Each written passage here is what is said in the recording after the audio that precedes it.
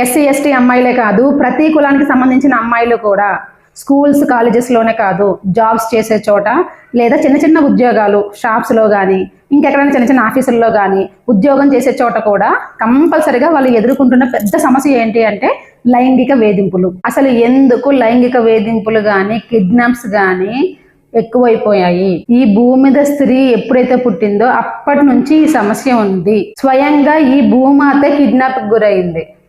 అప్పుడే కదా వరాహ అవతారం పుట్టింది. కృష్ణుడు 10,000 మందిని చేసుకున్నాడు, 10,000 మందిని చేసుకున్నాడు అంటారు. ఆ 10,000 మంది కిడ్నాప్ చేయబడ్డవారే కదా. సరే, ఎప్పుడో జరిగిపోయిన దాని గురించి ఎందుకు? అసలు ఇప్పుడు ఈ లైంగిక వేధింపులకి కారణాలు ఏంటి? ఫస్ట్ కారణం అమ్మాయి అందంగా ఉండడం. అది అమ్మాయి కానీ అబ్బాయి కానీ అందంగా ఉండడమా లేకపోవడమా అనేది ఎవ్వరి చేతుల్లోనూ లేని విషయం. అది నెక్స్ట్, ఈ అమ్మాయిని ట్రై చేస్తే ఈజీగా పడిపోతుంది, నాకు ఈజీగా లొంగిపోతుంది అనే భావన ఒక అమ్మాయిని చూసి ఒక మగాడికి కలగడం, ఆ మగాడికి ఆ భావన కలిగేలాగా ఆమె బిహేవియర్ ఉండడం, ఇది కూడా మన చేతుల్లో లేని పని.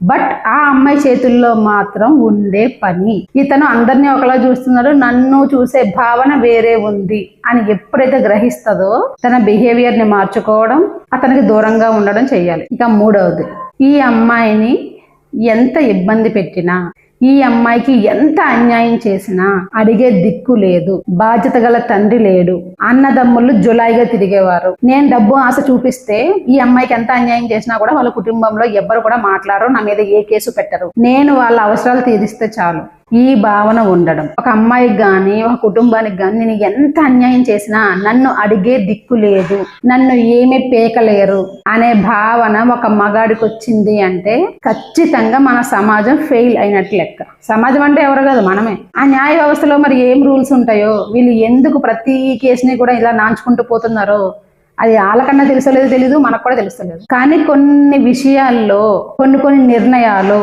మనమే తీసుకోవాలి. మీ ఊరు కుల మత భేదాలు లేకుండా ఒక ఊరు ఐకమత్యంగా ఉంటే, ఒక కుటుంబంలో ఒక అమ్మాయికి కానీ అన్యాయం జరిగినప్పుడు ఆ ఊరంతా కలిసి అతన్ని చంపి పడేస్తే మళ్ళా ఎవ్వడు ఏ అమ్మాయి వైపు చూడడం, లేదంటే ఎందుకు పనికి రాకుండా చేసేయాలి, అడుక్కోవడానికి తప్ప అతను ఇంకెందుకు పనికి రాకూడదు. ఇంకో ముఖ్యమైన విషయం, ఉమెన్ కార్డు వాడి మగవాళ్ళని ఇబ్బంది పెట్టే ఆడవాళ్ళు కూడా ఈ సమాజంలో ఎక్కువైపోయారు. కాబట్టి ఇతనే ఈ అమ్మాయికి అన్యాయం చేశాడు అనే ప్రూఫ్స్ ఉండాలి మన దగ్గర కూడా. మనం ఆవేశపడిపోయి అతను ఏదైనా చేసిన తర్వాత ఇతను కాదు ఈ అమ్మాయి తప్పని తెలిసింది అనుకో, మనం తిరిగి వాళ్ళని బతికించలేం కదా. ఎదుటి వ్యక్తి ఆలోచన విధానాన్ని మార్చకపోవడం అనేది మన చేతుల్లో ఉండదు. ఒక అమ్మాయికి కానీ ఒక కుటుంబానికి కానీ న్యాయం చెయ్యాలి, నా వల్ల ఎంతైతే అంత వాళ్ళ గురించి పోరాటం చెయ్యాలి అని అనుకోవడం మాత్రం నీ చేతుల్లోనే ఉంటుంది.